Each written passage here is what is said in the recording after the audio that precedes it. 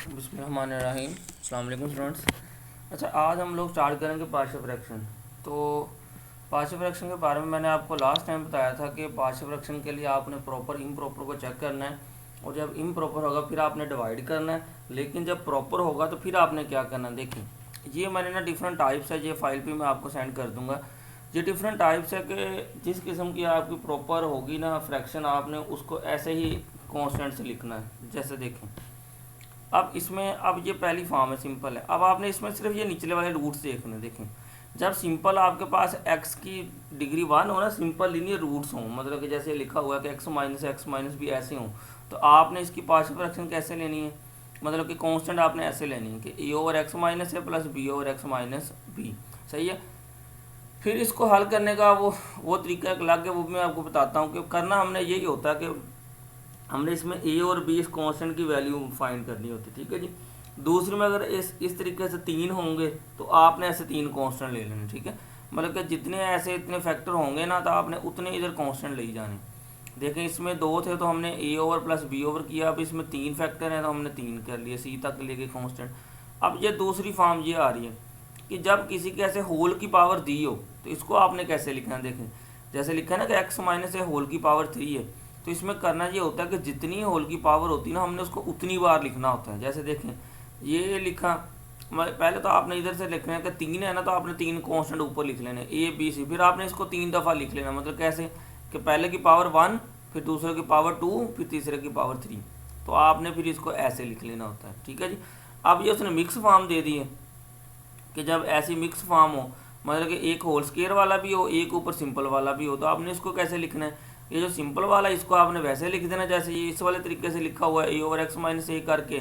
फिर ये जो 2 वाला इस होल की पावर वाला, इसको आपने ऐसे लिख देना है, मतलब कि एक बी ओवर एक प्लस सी ओवर, कि एक दफ़ा वैसे ही एक दफ़ा स्केयर के साथ, मतलब कि ये पावर 2 था ना, तो पहले देखें ये 1 एक दफ़ा, फिर ये 2 दफ़ा, ये एक्स माइनस बी सिंपल है तो इसको सी ओवर ऐसे करके लिख दिया। ठीक है जी।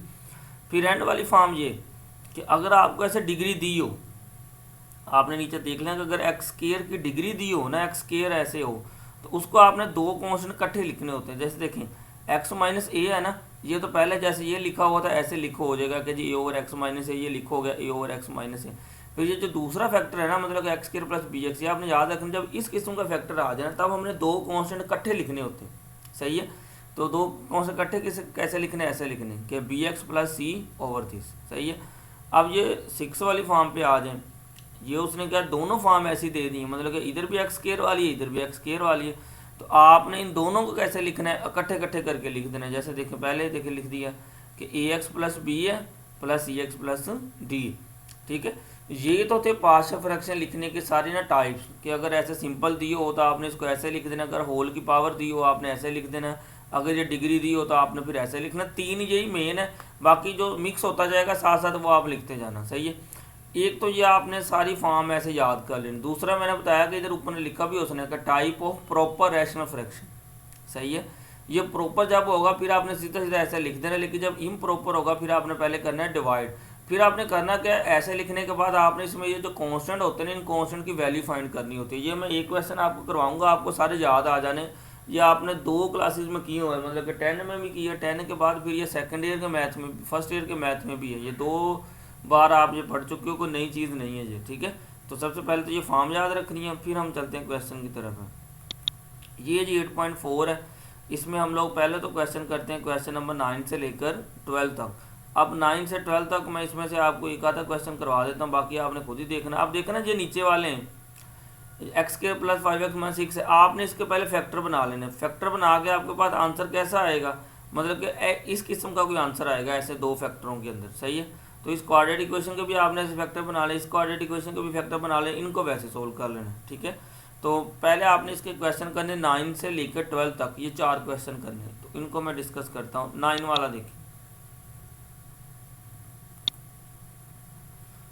अच्छा, अब देखिए मैंने आपको बताया था कि फॉर्म याद रखनी है आपने। अब इसमें आपको नज़र आ रहा है कि पहली फॉर्म तो सिंपल ही है कि 5x minus 13 over X minus 3 लिखा हुआ है, एक्स माइनस 2 लिखा हुआ है। ओ सॉरी, 9 वाला करना है हमने पहला। हाँ जी, ये है 9 वाला। देखिए क्वेश्चन था क्या जी 1/1 माइनस एक्स का स्केयर। तो आपको पता है जी फार्मूला बनता है ए का स्केयर माइनस बी का स्केयर, तो किसके इक्वल होगा 1 माइनस एक्स 1 प्लस एक्स। ठीक है, इसको लिखने हम ऐसा लिख सकते हैं, हमने लिख दिया फिर इसको कि ए और 1 माइनस एक्स प्लस बी और 1 प्लस एक्स के। अब इसके बाद आपने क्या करना होता है, ये इस इक्वेशन लिखने के बाद ये स्टेप पता कैसे आया, आपने ये करना होता है कि इनके एलसीएम से मल्टीप्लाई कर देना होता है पूरी इक्वेशन को। मतलब कि इन दोनों का एलसीएम कितना आ रहा है, यही आ रहा है ना कि 1 माइनस एक्स और 1 प्लस एक्स। अब आपने क्या करना है 1 माइनस एक्स और 1 प्लस एक्स से होल इक्वेशन को डिवाइड कर देना, देखिए मल्टीप्लाई कर देना, सॉरी जब इधर किया multiply 1 minus x 1 plus x को, तो ये भी वही है 1 माइनस है, तो ये इससे कट गया, इधर कितना रह गया 1 रह गया, फिर इक्वल टू आ जाए इधर। जब इधर आपने इन दोनों को इधर ऐसे मल्टीप्लाई करना है तो ये 1 माइनस एक्स वाला कट जाना, क्या बच जाना है ए इंटू 1 प्लस एक्स वाला बच जाना। ठीक है, फिर प्लस जब आपने इन दोनों को इधर मल्टीप्लाई करना है तो ये प्लस वाला इससे कट जाना, फिर रह जाना ये माइनस वाला। आप ये जिसको ना समझ आए ना ये डायरेक्ट, तो आप ये एक स्टेप कर लेना। करना यही है कि जो ए और बी के नीचे होने ना, आपने इन दोनों का एलसीएम लेके उसे एक एक टर्म को मल्टीप्लाई करना होता है। मल्टीप्लाई कर दिया, ये इक्वेशन बन गई। फिर इसके बाद आपने क्या काम करना होता है, इसके बाद आपने ये काम करना होता है कि पहले इसको ए के जो नीचे इसको बराबर 0 के रख लेना, फिर बी के नीचे इसको बराबर 0 के रख के इस इक्वेशन में पुट करी जाना बारी बारी। जैसे देखें इसने इधर ना काफ़ी स्टेप छोड़े होंगे, लेकिन आप ऐड कर लेना। सबसे पहले आपने क्या करना है 1 माइनस एक्स को बराबर रखना 0 के। तो देखिए जब आप 1 माइनस एक्स को बराबर रखोगे 0 के, जैसे आपके पास एक्स कितना आ जाएगा 1 आ जाएगा। फिर आपने एक्स इज इक्वल टू 1 को किस में पुट करना है, इस वाली इक्वेशन में पुट करना है। देखें जब आपने इसमें X is equal to 1 put किया, ज़्यादा सी बात है, ये अपने याद रखें जब ए के जो नीचे होगा वो आप इक्वेशन में पुट करोगे, उसमें बी लाजमी 0 हो जाएगा, उसमें सिर्फ किसकी वैल्यू आएगी, ई की वैल्यू आएगी।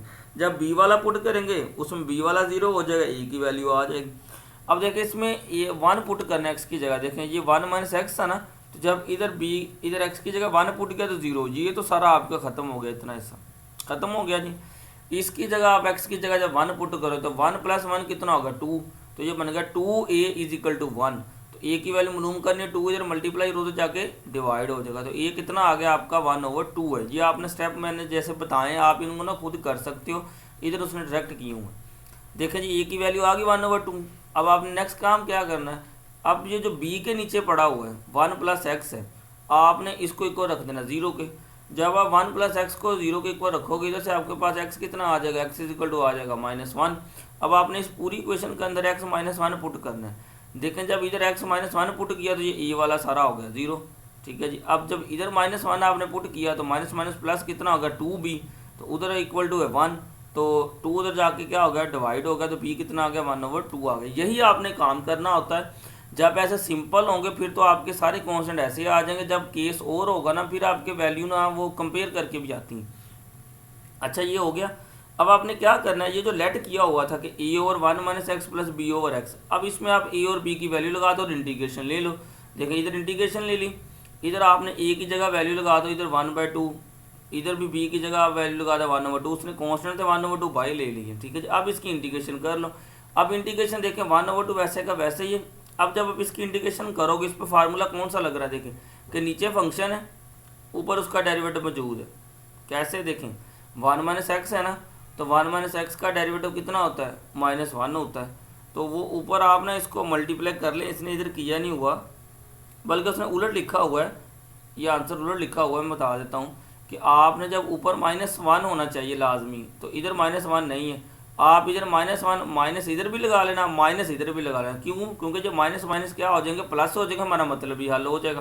तो आप क्या करें, एक इधर -1 इधर लिख लें, एक 1/2 के साथ -1 इधर लिख लें, क्या होगा कि माइनस माइनस ये प्लस हो जाएंगे, हमारा मतलब ही हल हो जाएगा।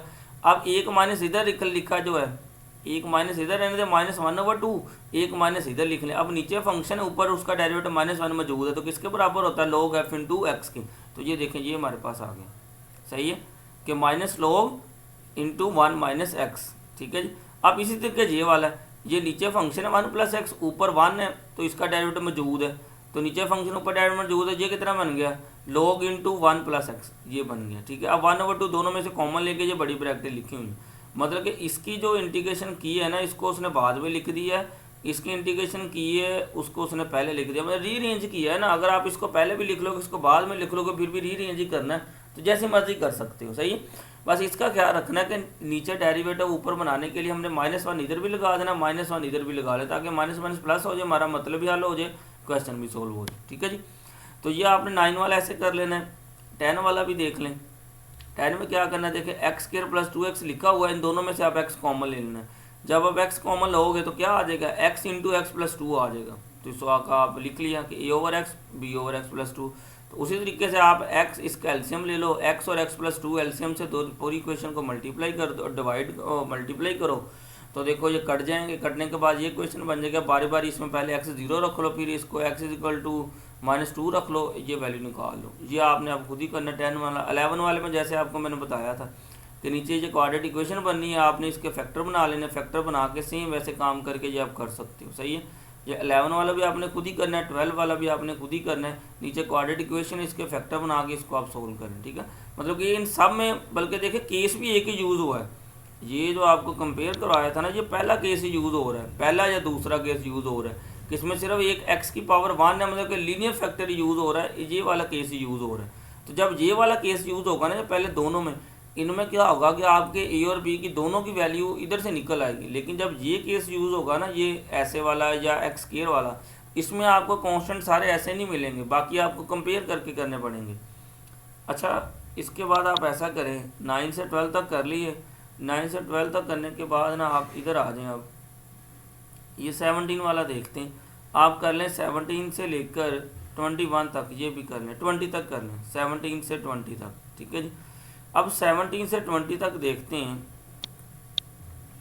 17 वाला क्वेश्चन देखते हैं। अब ये बड़े आसान है, इसमें कोई मुश्किल नहीं है, सिर्फ आपको फॉर्म आनी चाहिए। अब देखें 17 वाला मैंने आपको बताया था कि अब इसमें आप नोट करें पिछले जितने भी क्वेश्चन किए हैं। अब ये 16 है, देखें कि ऊपर x⁻1 है, नीचे x की पावर कितनी है, 3 है, मतलब कि ऊपर पावर कम है, नीचे पावर ज़्यादा है, तो हमने सीधा सीधा इसको प्रॉपर है तो इसको कर दिया सो। लेकिन जब 17 करने लगे तो आप इसमें नोट करें कि ऊपर पावर कितनी आ रही है, 3 आ रही, नीचे पावर कितनी आ रही है, 2 आ रही, मतलब कि ऊपर पावर बड़ी है, नीचे पावर छोटी है। तो मैंने आपको बताया था कि ये इम्प्रॉपर होगा। इम्प्रॉपर के लिए दो कंडीशन याद रखने की, अगर ऊपर और नीचे दोनों की डिग्री बराबर हो तब भी इम्प्रॉपर है, अगर ऊपर डिग्री ज़्यादा हो नीचे डिग्री कम हो तब भी इम्प्रॉपर है। सही है। तो इम्प्रॉपर के लिए आपने क्या करना है, पहले इसको डिवाइड करना है। अब डिवाइड कैसे करना है, जैसे वो आपको मैंने एग्जांपल एक दिखाई भी थी, बल्कि मैं अभी कंपेयर करवाता हूँ कि डिवाइड आपने ऐसे करना है। ये तो 9th 10th वाला काम है। अगर आपको किसी को डिवाइड ना करना है तो जो आपका बहन भाई जो पढ़ता है 7-8 क्लास में, तो आप अपने उस बहन भाई से समझ लेना कि दो पोलोमियल को हम लोग ना डिवाइड कैसे करते हैं। सही है, ये कोई इतना मुश्किल काम नहीं है। इधर था एक डिवाइड वाला क्वेश्चन, मैं बताऊँ आपको। हाँ ये आ गया, देखिए ये एग्जांपल है। इसमें आपने डिवाइड कैसे करना है, ऊपर वाले को अंदर रखना है, नीचे वाले से आपने करना है डिवाइड। अब डिवाइड करने का तरीका देख लेंगे। पहले हमने ये कांस्टेंट बराबर करने होते हैं बस, मतलब आपको पता है कि 2x³ कैसे आएगा, x² को किससे मल्टीप्लाई करें, एक 2 और एक x है, 2x से मल्टीप्लाई किया तो पहले वाला सिर्फ आपने बराबर करना होता है, बस वो आपने देखना किससे मल्टीप्लाई, पहले वाला बराबर हो गया, फिर आपने इनको ऐसे लिखने के बाद फिर आपने इनको कर देना माइनस। माइनस करने के बाद ये भी कट गया, ये भी कट गया, बाकी बच गया जी ये। ठीक है जी, तो ये माइनस करके ये आ गया। अब देखें ये डिग्री होगी छोटी, ये डिग्री बड़ी है, तो इधर तक आपने छोड़ देना। अब लिखने का तरीका क्या होगा, ऐसे आपने डिवाइड करने के बाद लिखना कैसे कि सबसे पहले जो भी चीज़ ये ऊपर आएगी आपने ये लिख देनी है, फिर प्लस लिख के ये वाली चीज़ नीचे जो रिमाइंडर बचेगा इसको डिवाइड कर देना इस चीज़ के ऊपर। सही है। दोबारा देख लें कि जब इम्प्रॉपर आ जाएगा, पहले आपने करना है डिवाइड, डिवाइड करके फिर इसको लिखना कैसे कि पहले जो भी इधर चीज़ आएगी ये वाली, फिर प्लस लिख के ये जो रिमाइंडर बचेगा ये, इसको आपने इस पर डिवाइड कर देना, ये आपकी चीज़ आएगी। ठीक है, ये आपकी आ गई चीज़। अब आपने इसकी पार्शियल फ्रैक्शन कर देनी। देखें ना, इसकी तो 2x की तो इंटीग्रेशन सीधी सीधी हो जाएगी, लेकिन जब आप इतने हिस्से की इंटीग्रेशन करने लगोगे इधर आपने फिर करनी है इसकी पार्शियल फ्रैक्शन। पार्शियल फ्रैक्शन आप देखो ना, ऊपर x की पावर 1 है, नीचे x की पावर 2 है, बन गया ना प्रॉपर। फिर आप जैसे आप करते हो इसके क्वाड्रेटिक के फैक्टर बना के देखो, तो आपने इसकी इंटीग्रेशन कर दी, सिंपल। ठीक है जी। अब ये आपने इसको ऐसे ही करना है 17 वाले को, कि इसमें इसने स्टेप छोड़े हुए इसने सीधा लिख दिया। अब x - 2 पहले लिखा हो, इसका मतलब जो ऊपर आपने इसको अंदर रखना है, इससे एक्स क्यूब से करना है मल्टीप्लाई। तो आपको नज़र आ रहा है साफ के अंदर एक्स स्क्वायर है, डिवाइड करें एक्स क्यूब से, सिर्फ एक्स से मल्टीप्लाई करेंगे बराबर हो जाएगा। देखिए एक्स आ गया, फिर हम -2 से मल्टीप्लाई कर देंगे, ऊपर जो बचेगा एक्स -2 बचेगा, प्लस ये जो रिमाइंडर बचेगा 3x + 2 बचेगा। डिवाइड आपने किससे करना है, ये जो बाहर वाली चीज़ है इससे आपने इसको नीचे इसके डिवाइड करना था, मतलब x² + 2x + 1 है, इसको नीचे लिखना था। तो इस सारे को उसने स्क्वायर बना के लिख दिए, क्योंकि x² + 2x + 1 बराबर किसके होता है, x + 1 होल का स्क्वायर। ये लिख हो गया। अब देखें पहले वाले का तो इंटीग्रेशन आसानी से हो जाएगी, मतलब x की इंटीग्रेशन x² / 2 हो जाएगी, -2 के -2। अब बचा इतने वाला हिस्सा, इसके लिए आप क्या करोगे, इसकी पार्शियल फ्रैक्शन कर लोगे। अब इसमें केस बन रहा है दूसरा, देखिए होल की पावर 2 है ना, तो अब आपने इसको 2 दफ़ा लिख लें। देखिए एक दफ़ा लिख लिया x + 1 की पावर 1, एक दफ़ा लिख लिया x + होल की पावर 2 है। फिर आपने उसी तरीके से जो इन दोनों का एलसीएम आ रहा है उसे एक एक टर्म को कर देना मल्टीप्लाई, इधर मल्टीप्लाई किया, ये सारा कट गया, 3x + 2 बच गया, एक के साथ इन दोनों टर्मों को मल्टीप्लाई किया, x + 1 वाला बच गया, कट गया, x + 1 * होल का स्क्वायर, ठीक है, ये बच गया। फिर b इसको साथ मल्टीप्लाई किया, b * क्या बचेगा, b * वो बचेगा x * प्लस वाला।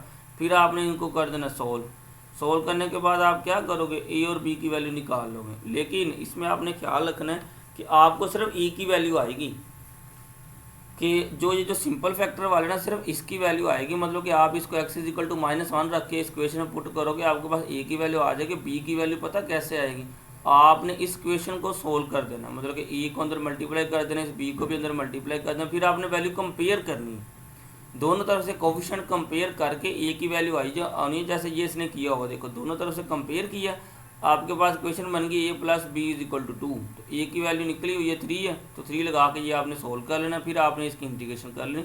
मैं आपको बार बार बता रहा हूँ, इसने स्टेप इसमें बड़े छोड़े हुए हैं, ये है काम आसान इंतहा, आप ये खुद इसमें ना आपने ये स्टेप ऐड करने।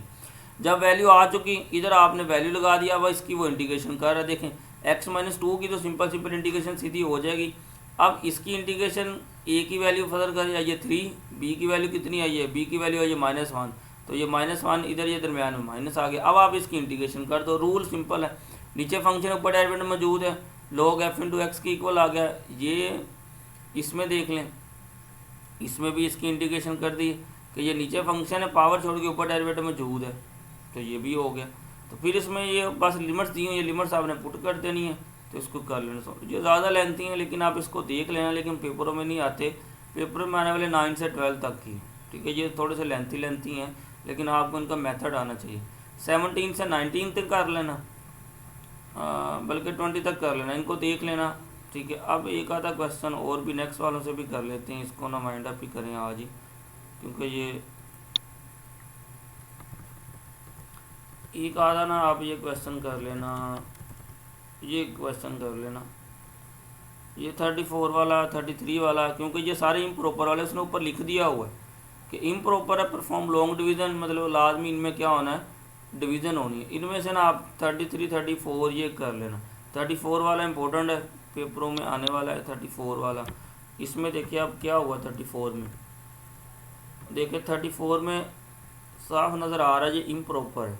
कैसे पता चला, देखिए कि ऊपर पावर कितनी है, ऊपर पावर 4 है, नीचे पावर कितनी 2 में, ऊपर पावर बड़ी है नीचे पावर छोटी है, तो पहले आपने डिवाइड कर लेना, डिवाइड करने के बाद ये चीज़ बन गया। अब आपने इसके अलग अलग इंटीग्रेशन कर, काम बड़ा आसान है, तो इन सब की ना आप प्रैक्टिस कर लेना।